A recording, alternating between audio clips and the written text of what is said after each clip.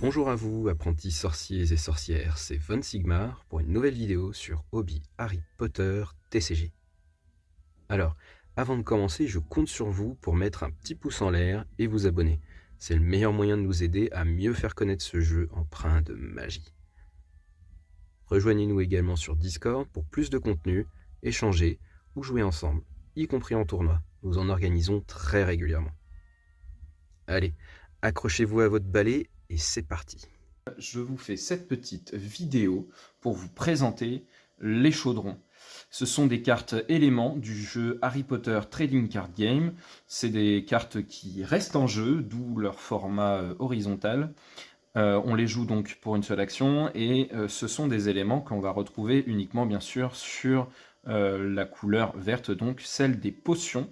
Ce sont des éléments utiles dans le jeu pour ramper, c'est-à-dire monter en cours assez rapidement et prendre l'avantage sur son adversaire.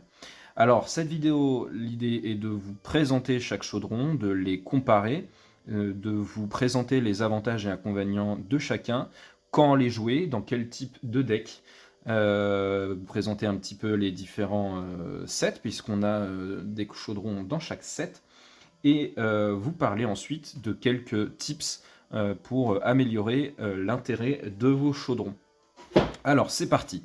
On a des chaudrons qui sont donc communs, c'est-à-dire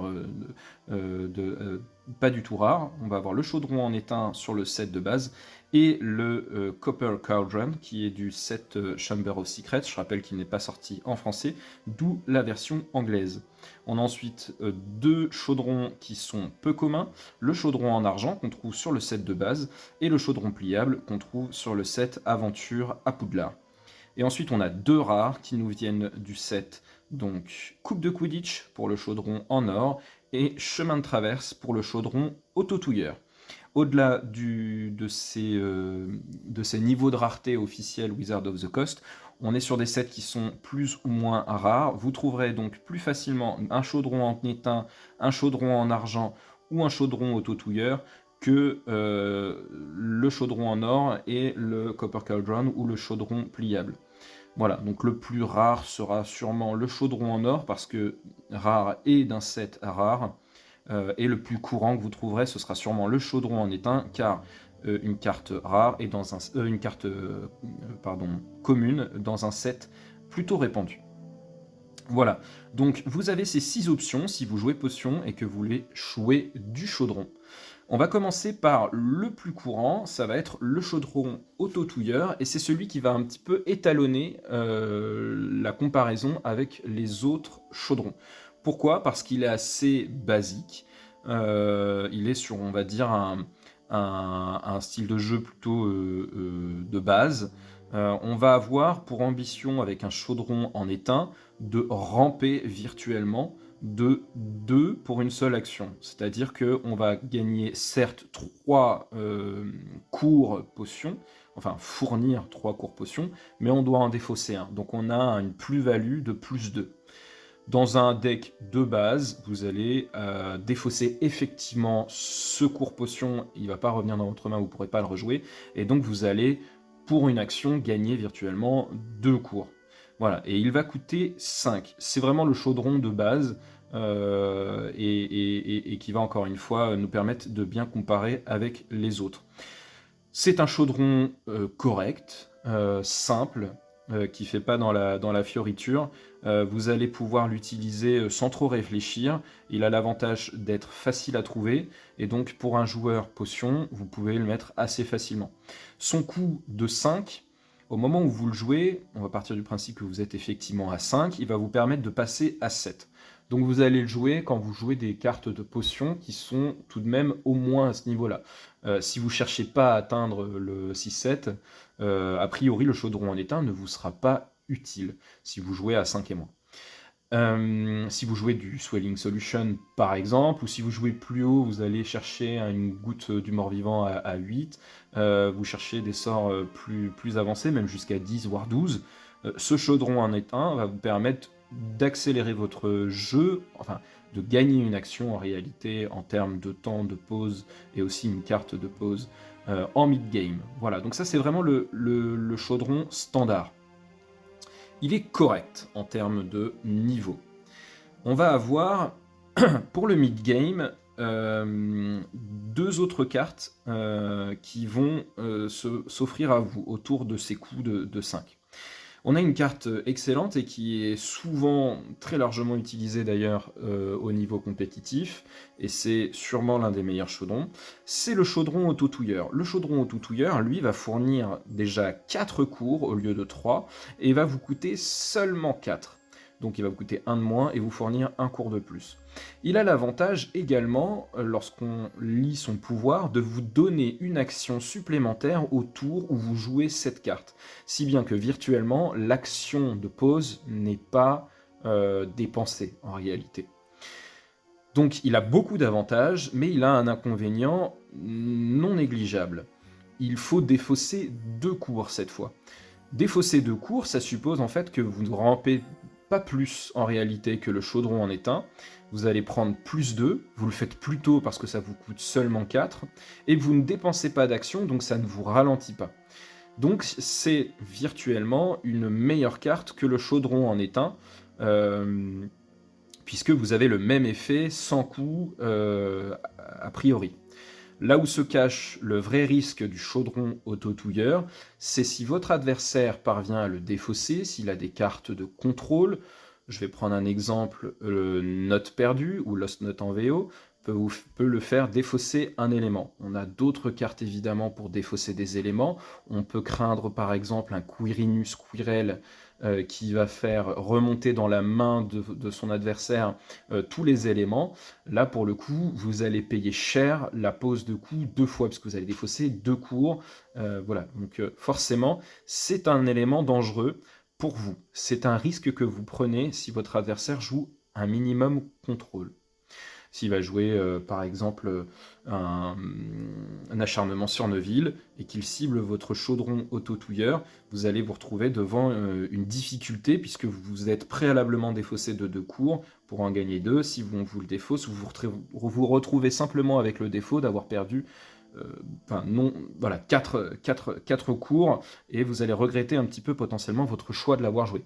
Certes, c'est une cible pour un joueur de contrôle en face, comme il aurait pu en prendre une autre, mais voilà, il faut avoir en tête ce gros défaut du chaudron autotouilleur. Malgré tout, il est très souvent joué. Voilà, donc avantages et inconvénients par rapport au chaudron en étain. Ensuite, nous avons le chaudron pliable. Le chaudron pliable, pour le coup, il va faire exactement la même chose. Il va coûter, ceci dit, 1 de plus, mais il fournira toujours virtuellement plus 2.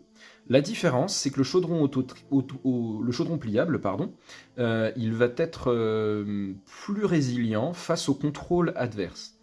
À l'inverse du chaudron autotouilleur, si vous avez peur que votre adversaire joue contrôle, ou si vous savez qu'il joue contrôle, par exemple quand vous jouez avec un ami régulièrement, vous pouvez opter pour le chaudron pliable. L'avantage, c'est que lorsque votre adversaire va vouloir le défausser de votre jeu, il va retourner dans votre main et non être mis au cimetière. L'avantage de ce chaudron, c'est également de vous offrir, dans un deck qui volontairement va détruire le jeu, y compris le vôtre, de vous le faire revenir en main. Il y a par exemple un combo intéressant avec la montre de Dumbledore qui dit qu'on doit défausser tout le jeu et de l'adversaire et le vôtre. À ce moment-là, vous allez récupérer votre chaudron pliable. Ça peut être un élément de combo intéressant, en particulier si vous le combotez avec d'autres choses, comme par exemple des cours exclusivement potions, et un lieu comme le cachot aux potions qui va vous faire revenir également vos cours dans votre main. Ça peut être un combo très intéressant qu'on vous présentera dans une autre vidéo. Voilà, il y a quelques petits combos à aller chercher avec ce chaudron pliable, ceci dit assez peu. C'est vraiment pour un joueur qui tient à garantir son ramp et pourrait avoir peur du contrôle adverse. Le chaudron pliable peut être une alternative intéressante au chaudron en étain. Voilà, ça reste les 3 cartes de mid-game qui vont être intéressantes. On a également cette option un petit peu plus early game, donc de début de partie, qui est le Copper Cauldron, donc du set Chamber of Secrets.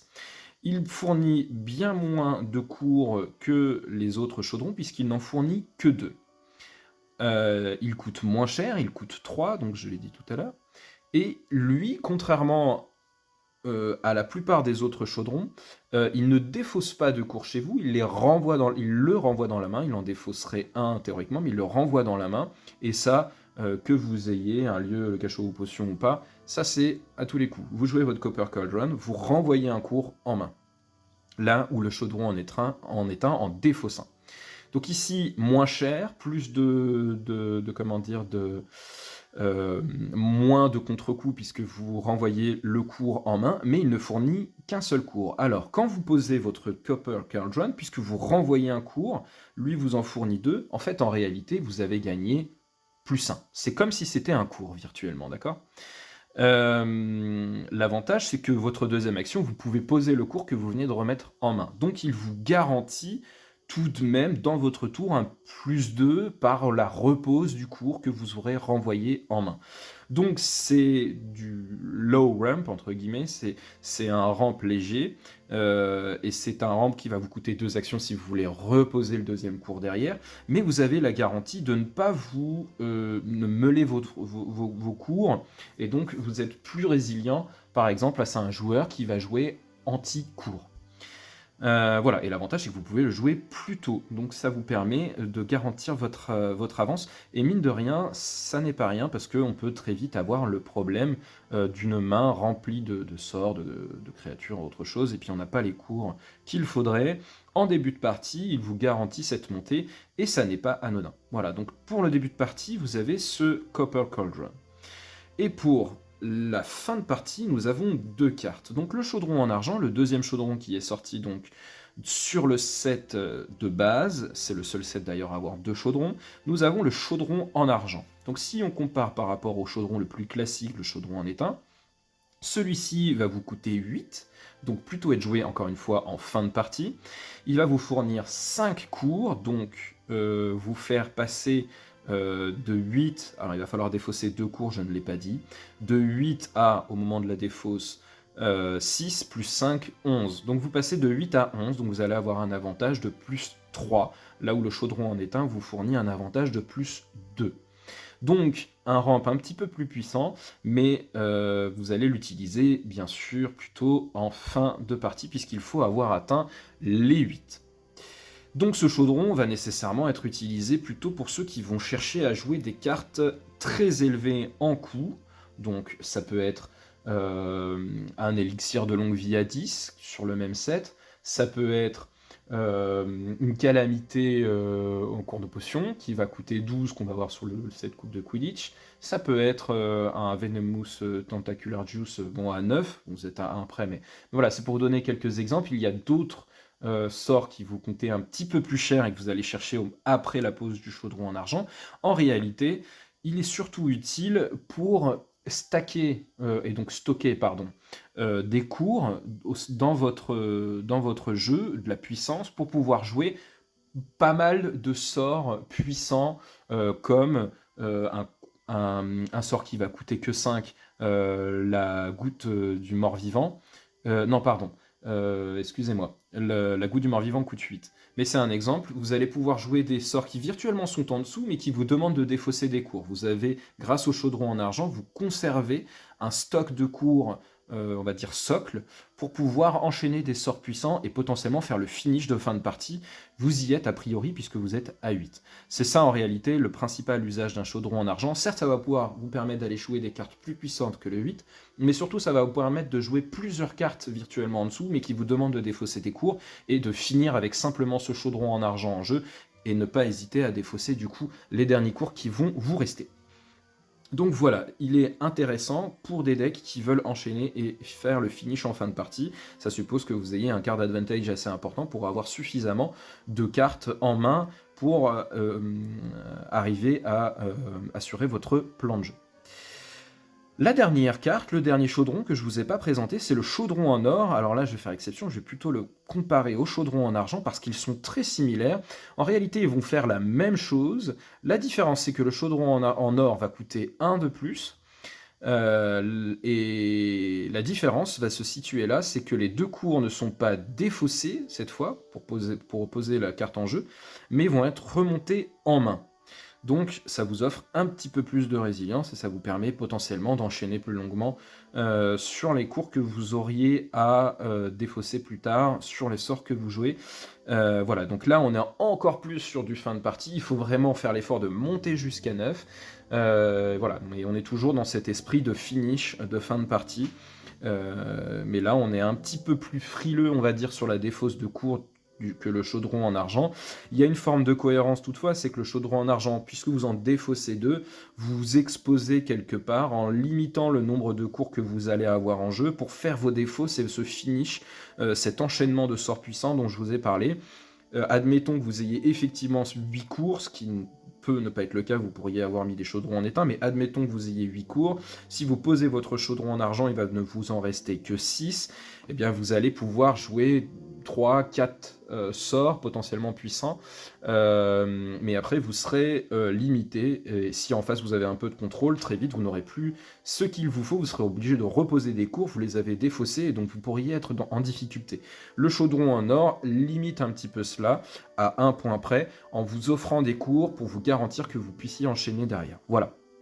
Donc ça, ce sont les 6 chaudrons que vous propose le jeu Harry Potter Trading Card Game. Vous allez chercher en fait, selon le profil de votre deck, plutôt des chaudrons de début de partie, de mid-game ou de fin de game, selon ce que vous allez chercher à faire. Est-ce que vous êtes plutôt fort sur le début, milieu ou fin de partie? Est-ce que vous cherchez à consolider ces temps de jeu? Voilà, c'est là que vous allez que ces questions vont intervenir. Les défauts des chaudrons en règle générale, c'est qu'il vous faut forcément à minima un cours potion, voire 2. Donc ça suppose que vous en jouiez. Par exemple, si vous jouez Rogue en personnage principal et que vous voulez aligner des cours, admettons enchantement ou soin en créature magique comme cours secondaire, eh bien vous allez être dans l'incapacité de jouer ces chaudrons. Vous êtes obligé de jouer des cours potions. Voilà, c'est un petit désavantage, mais qui n'est pas si compliqué à corriger. Voilà, alors maintenant on va passer à une autre partie de cette vidéo qui est celle donc des petits tips et combos qu'on peut envisager avec les chaudrons. Alors j'en ai parlé rapidement avec le chaudron pliable et on va passer là-dessus. Il y a un petit combo potentiel avec la métamorphose, notamment, donc je l'ai dit, la montre de Dumbledore. Vous pourriez utiliser potentiellement aussi le sort d'échange pour être prêt à défausser un élément, potentiellement le vôtre, vous n'y êtes pas obligé, mais vous pourriez défausser le vôtre pour aller chercher quelque chose d'autre, par exemple un chaudron plus élevé ou autre. Voilà, on a un petit peu de combo chaudron pliable avec la métamorphose, c'est assez léger, je ne vais pas m'épancher sur ce sujet-là. En revanche, on va parler un petit peu des combos qu'on peut chercher avec, bon déjà, faisons simple, un lieu, c'est thématique, le marchand de chaudron, il va vous permettre d'aller chercher des éléments ayant besoin de pouvoir potion. Alors évidemment, il y a d'autres éléments que les chaudrons dans cette matière, mais voilà, c'est un lieu très intéressant nécessairement quand vous jouez des chaudrons et ou à côté d'autres éléments potions, mais qui vont qui va permettre un petit peu de garantir votre rampe. Encore faut-il toucher le lieu, bien sûr, pour aller chercher ces éléments-là. Mais c'est un lieu à envisager si votre chaudron et ou vos autres éléments sont centraux dans votre deck pour aller ramper.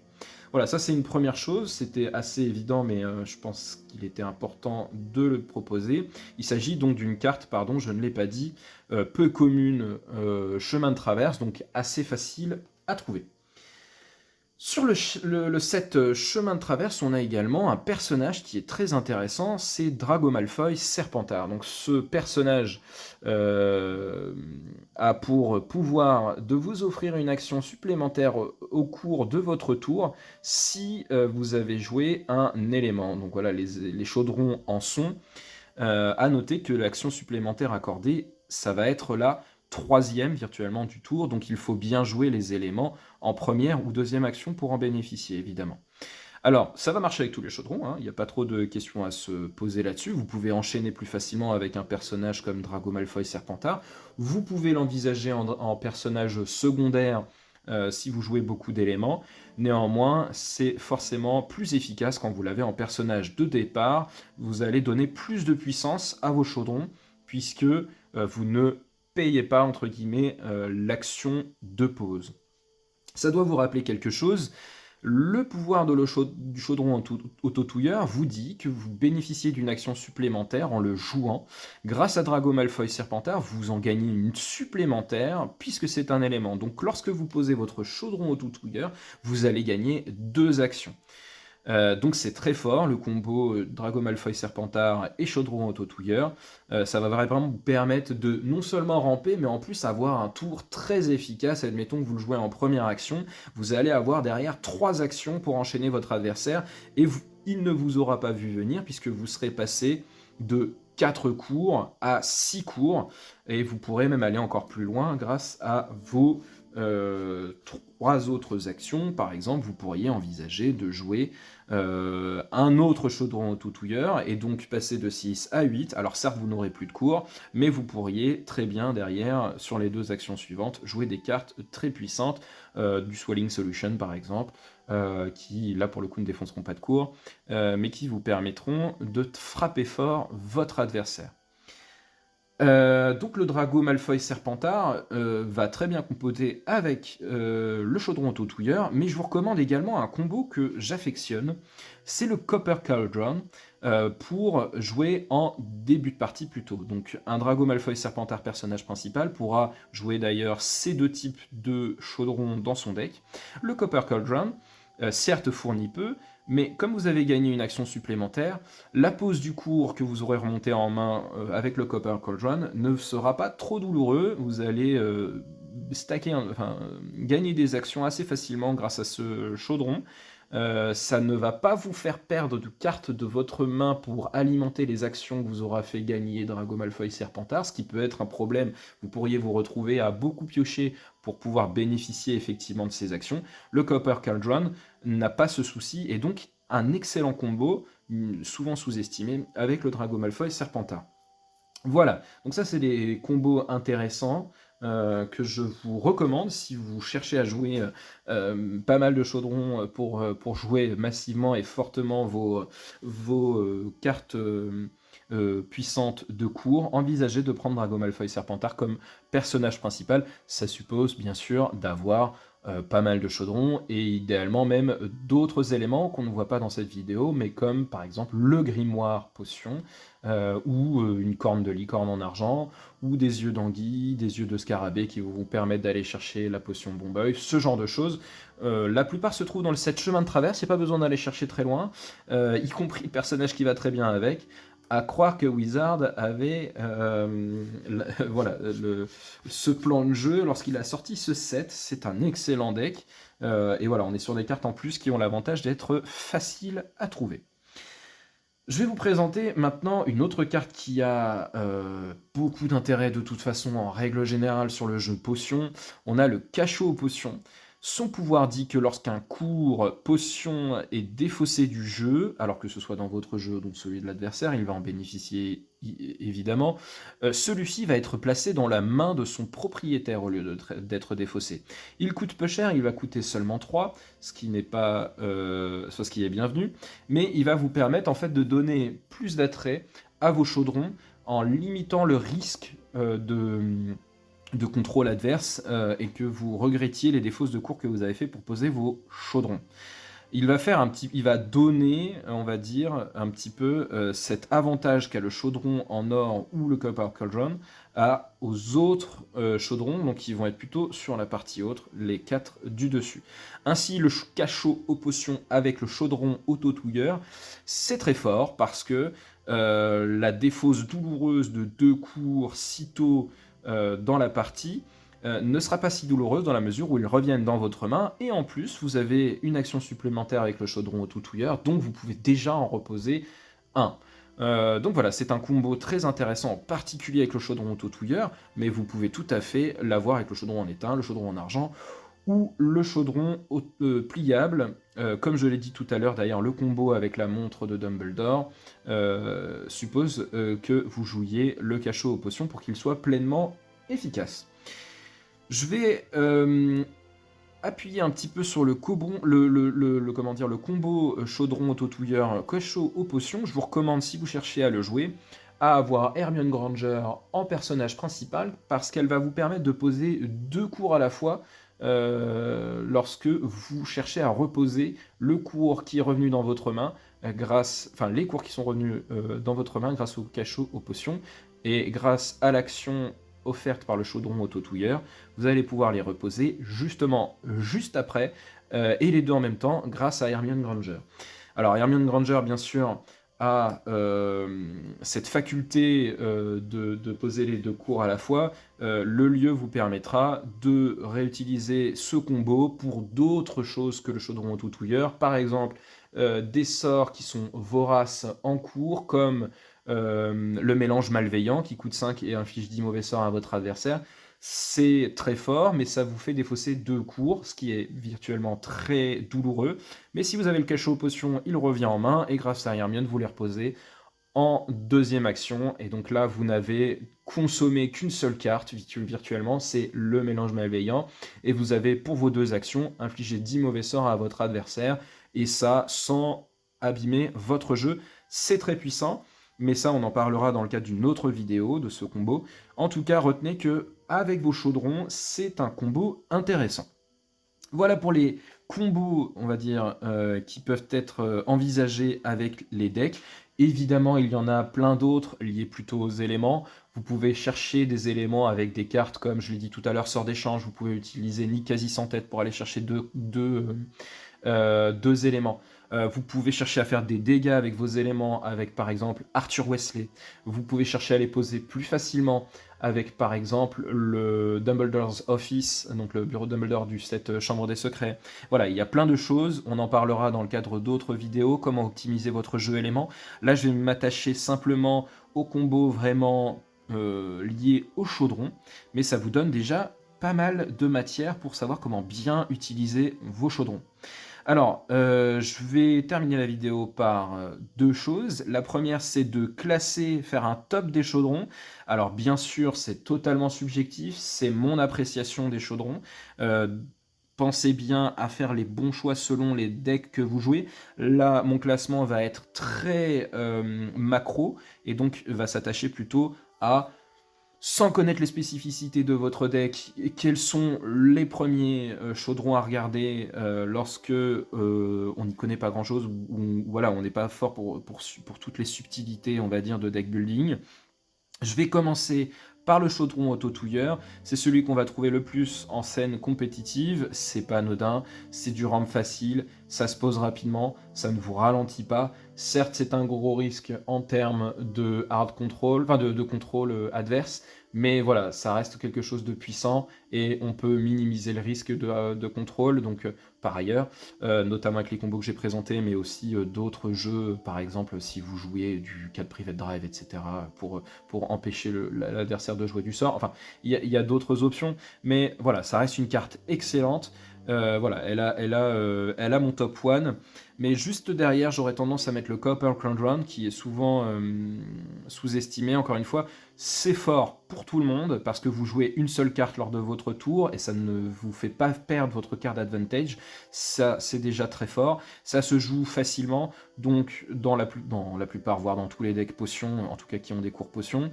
Donc vraiment, moi, je la conseille assez facilement aux joueurs. Disons que vous pouvez envisager assez facilement de remplacer quelques-uns de vos cours par ce Copper Cauldron, parce qu'en réalité, il fait le même travail.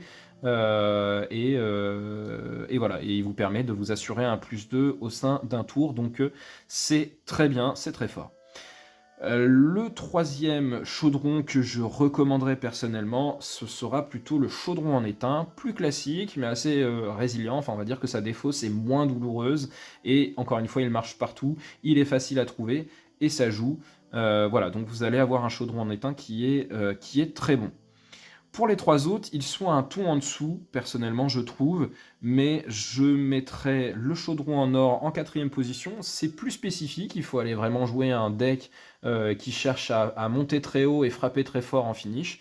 Je l'ai dit tout à l'heure, je le préfère au chaudron en étain parce que à moins que vous jouiez bien sûr le cachot aux potions avec votre chaudron en étain, enfin en argent, ok, mais voilà, le chaudron en or vous offre la garantie que ça fonctionne, que vous ayez le lieu ou pas. J'ai une petite préférence dans ce type de deck.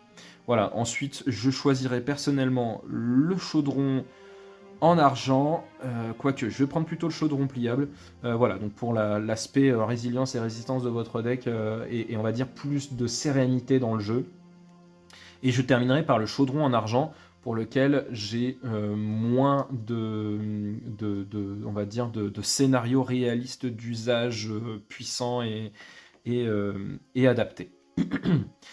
Voilà, donc si je devais résumer pour finir cette vidéo avec comment utiliser ces chaudrons, le chaudron toutouilleur, ça va marcher dans quasiment tous les cas. Néanmoins, soyez prévenant dans votre deck et prévoyez suffisamment de cours potions pour vous relever de hard control, ou prévoyez des armes anti-hard control. Mais voilà, ce chaudron va être utilisable dans quasi tous les cas de figure.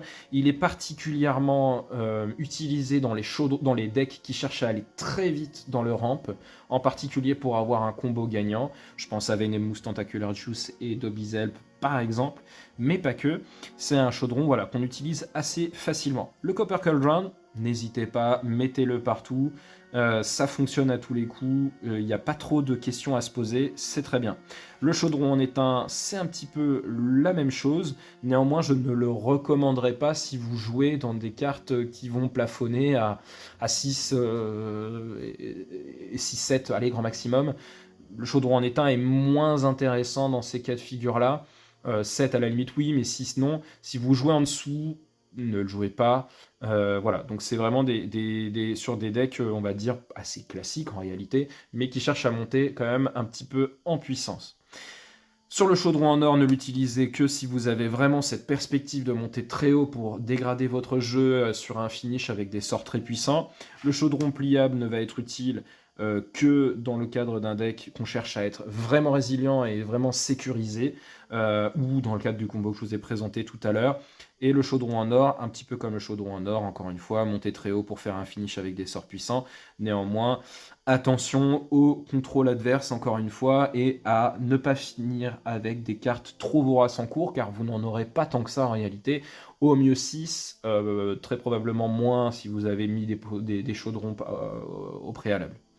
Voilà pour cette petite présentation des chaudrons sur le jeu Harry Potter Trading Card Game. Ce sont des cartes très intéressantes, ce sont des cartes de rampe parmi les meilleures du jeu. On a sur d'autres couleurs d'autres options de rampe, mais les chaudrons sont vraiment l'option de base pour ramper et avoir voilà, des cours pour moins d'action et avancer assez rapidement. N'hésitez pas à envisager, on va dire, les combos que je vous ai présentés. Ils sont intéressants et à ne pas minimiser. Voilà, tous les combos que je vous ai présentés ont en plus l'avantage d'être utilisables pour d'autres types de cartes et pas seulement les chaudrons, que ce soit sur la partie éléments ou la partie reprise des cours dans la main avec une Hermione qui pose facilement. Vous allez avoir là plutôt les sorts qui vont être concernés. Mais voilà, c'est des combos qui sont très intéressants. Merci d'avoir regardé la vidéo. N'hésitez pas à nous dire en commentaire ce que vous en avez pensé. À la liker, la partager et même à vous abonner pour faire sortir ce TCG du grenier. Petit rappel également, le lien du Discord est en description, juste en dessous. On vous y attend. Allez, à très vite sur Hobby Harry Potter TCG.